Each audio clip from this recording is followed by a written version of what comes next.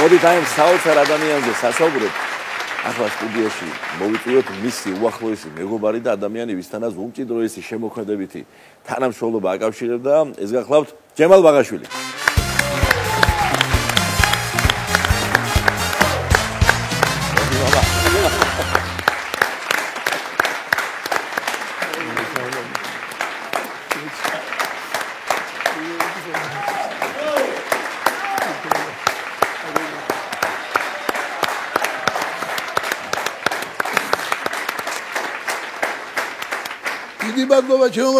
დიდი მადლობა ბატონო გია მოწვევისთვის და რაც თავარი ასეთი კარგი სტუმრების დახვედრებისათვის. მართლაც და ყოველგვარი უმრობის გარეშე უდიდესი მეცნიერება რომ გვაქვს საშუალება ვილაპარაკოთ ჩვენს უბწყინვალეს ადამიანზე, ჩვენს კახიზე. აი 90 წელი შეუსრულდა და იმ ზეციურ საქართველოში ვინდა მიულოცოთ და მე მინდა უღრმესი მადლობა გადაუხადო მას ბევრი რამისთვის და შევეცდები ჩამოვაყალიბო რას გულისხმობ ამ ბევრ რამეში. აი იმ ჩვენს გახმაურებულ სერიალში, რომელსაც პრეცედენტი არ ქონია, მღერიან და ხუმრობენ ქართული თეატრის და კინოს ვარსკვლავები, თვითონ ეს პროექტი ვერ შედგებოდა, რომ არა თვითონ კახის ფენომენი. მოგახსენებთ რა შეესაქმე. იმ პერიოდისთვის დიდი საკონცერტო დარბაზის მთავარ რეჟისორად დანიშნეს. ბატონი დორიან კიტია გახდათ გენერალური დირექტორი ფილარმონიისა.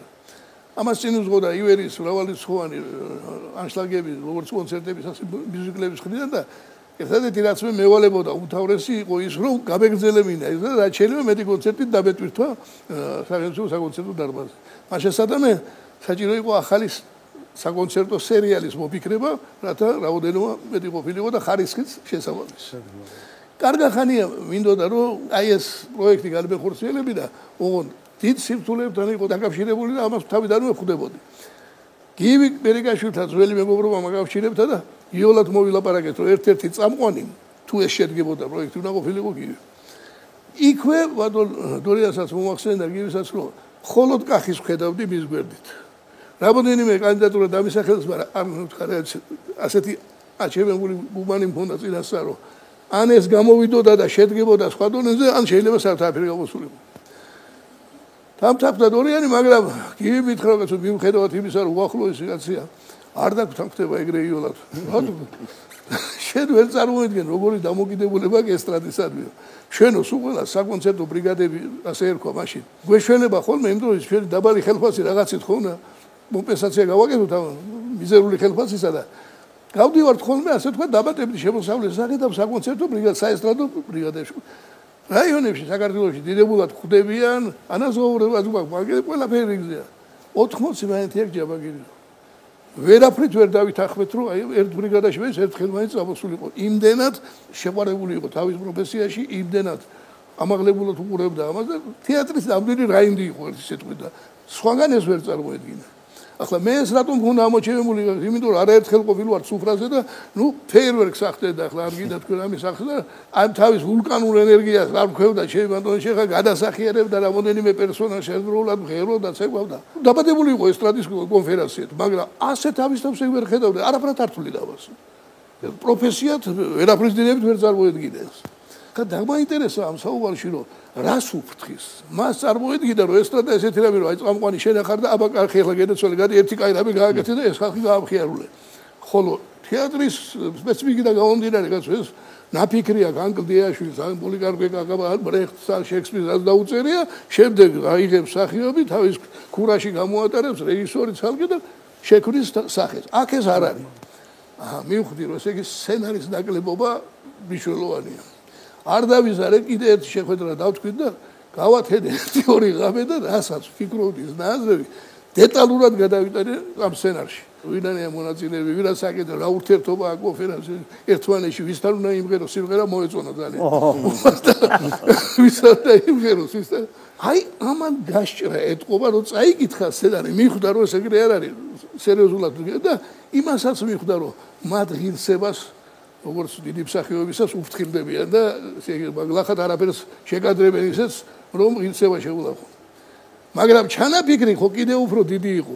კარგად მოგეხსენებათ რუსთაველის თეატრის და მანჯანიშვილის თეატრის მსახიობის მაშინდელი დამოკიდებულება რომელიც წლობით იღებს სათავეს ჯერ კიდე ახმეტელის და მარჯანიშვილის კონფლიქტიდან და ეხლა ერთი კაცი ბარჯაშვილის თეატრიდან გივი ბერიკაშვილის სახით და მეორე რუსთაველის თეატრის სახე კახი კავსაზე ეს უკვე დიდი ძალა იყო იმისთვის რომ დანარჩენი ვარსკვლავებიც დაგვეთანხმები ასეც მოხდა ასე შეიგრება ის დასის მონაწილეობა აქვს მიღებული და გახსოვს როგორ შეიგრება ხო და შედგა ის ფენომენალური ნაკრები რომელიც ძიმე 90-იან წლებში ჰაერივი ჭირდებოდა ჩვენ მაყურებელს.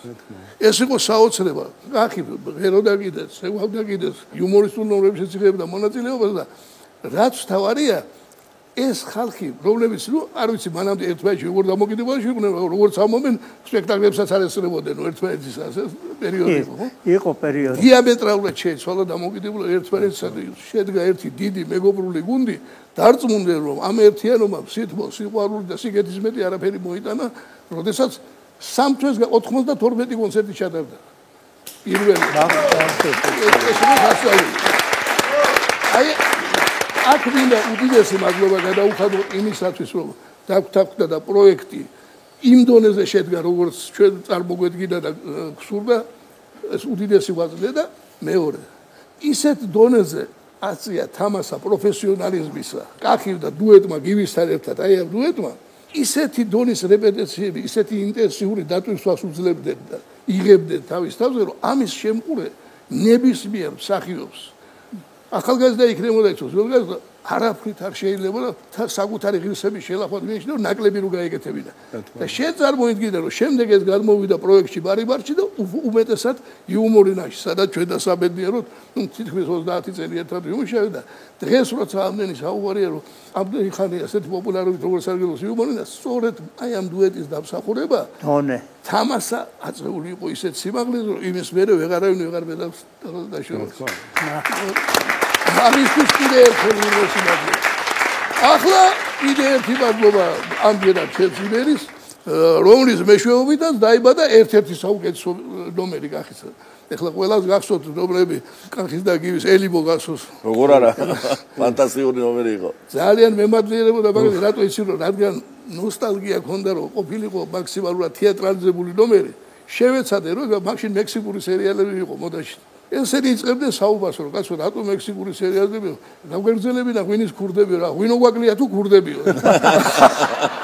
მაშინ ეგ დრო იყო მithumeles ამით იწყებოდა და 22 წუთი მუშაობდნენ სცენაზე ნუ სასწაული ნომერი იყო გადასარეთ საოცარი ნომერი მაგრამ მივიდეთ ახლა იმერის მონაწილეობაზე დისტანციურადაც კი კრაკოვის ოპერის თეატრიდან მოგვეხმარა რაში მდგომარეობდა იმერი იყო მისთვის სალოცავი და აი როგორც შენი თამაყობდა, მაგრამ შენ შეიძლება არ გეუნებოდა ამას. მაგრამ ძალიან ამაყობდა. ძალიან განიცდიდა აი ფეხბურთელობის კარიერას ტრავმამ რო შეგიშალა ხელი. თითოეული შენ ნაბიჯი ემაგებოდა რა. ასეთი კაცი იყო. შენ შეიძლება არ გეუნებოდა, ჩვენ უფრო გეუნებოდა, მაგრამ ასე იყო. ასე იყო იმერი შემთხვევაში. ასე იყო. ხოდა ერთხელაც დახარებული მოვიდა, ვიღაც რეპეტიცია დაწყებულა ჯერდა, ახერაქნა იმერი მორიგი პრემიერა ჩაატარა კრაკოვში დიდი წარმატებით. იმღერა ნახევარი სპექტაკლი როგორც იცოდა, არ იღლებოდა.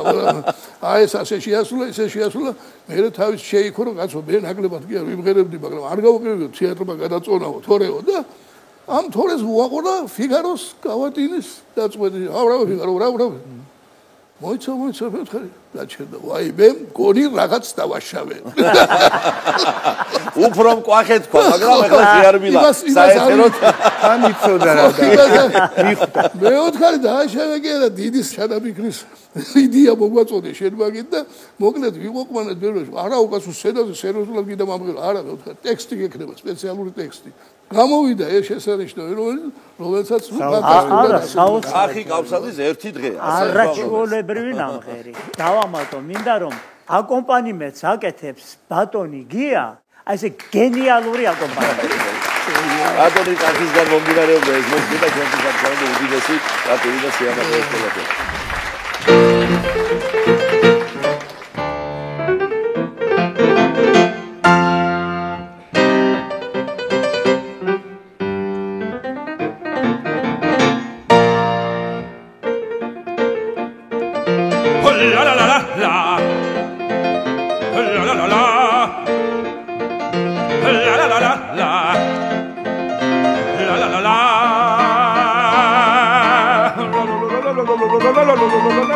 la la la მაგვიწევს საათი მე ადრე ლა ლა ლა ლა ლა ლა ლა ლა ლა ხოხ მანა პარლისი ამ თუ აღდგე ლო ლო ლო ლო ლო ლო ლო დირელა ჩვილებს მიხედავ სახში მე შვილი შვილს წავიყან ბახში წავიყანე ანდეკი ჩვილებო საუზმებს ატარი ჩაი და შაქარი კარაცი არ არის ბენზინი სალამ აქვს რეპეტიციაზე მაგვიანდება და წამხat ტურუა რობიკო ჯიუტი კაცია სუფრაზე რბილია საქმეში კაცრია ყველაფერს აიტას რეპეტიციაზე დაგდიანებას კიდე არ აიტას ამიტომ ხარო ფასობ და ხელა და ვეცე ფალსტოს და ვეცე ფერაცაცა იტასაცა იტანეტაფი ალო გამიგე სოდამაცალეთ მოვიკრებ ძალებს საქმიდან მოუგვე გამოდივარ არ არის ტაქსი არ არის მეტრო ტროლეიბუსი არ ვერავდივარ ლო ლო ლო ლო ლო ლო ლო ლო ლო ლო აქედან გეინო იქ თეატრი სანაზე მუტოვდა ნაცები პურვარილი ისეთ რო აღარ მრჩება მე მდურებიან ძმაკაცები ეშვება პარდა ნარნარათნელა სენაზებნელა ქუჩაშიც ბნელა ჩემსახშიც ბნელა ლა ლა ლა ლა ლა ლა ვახსენებ თალას ო ლო ლო ლა ლა ლა ლა ლა ლა ლა ჩავდები ტაქსში მივდივარ სახლში მოვსი ჯაბჯიბეს ეჯებაში მხოლოდ ხურდები მაქვს თელი დღე ასეთი იცილო ვიცილო ხანო და ვიტირო ხანო და ვიცინო ხანო და ვიყირო ხანო და ვიგინო ამასობაში გაჩავიდა თელი დღე ასეთი იცილო ვიცილო ხანო და ვიტირო ხანო და ვიცინო ხანო და ვიყირო ხანო და ვიგინო ამასობაში გაჩავიდა ამასობაში გაჩავიდა ამასობაში გაჩავიდა გაჩავიდა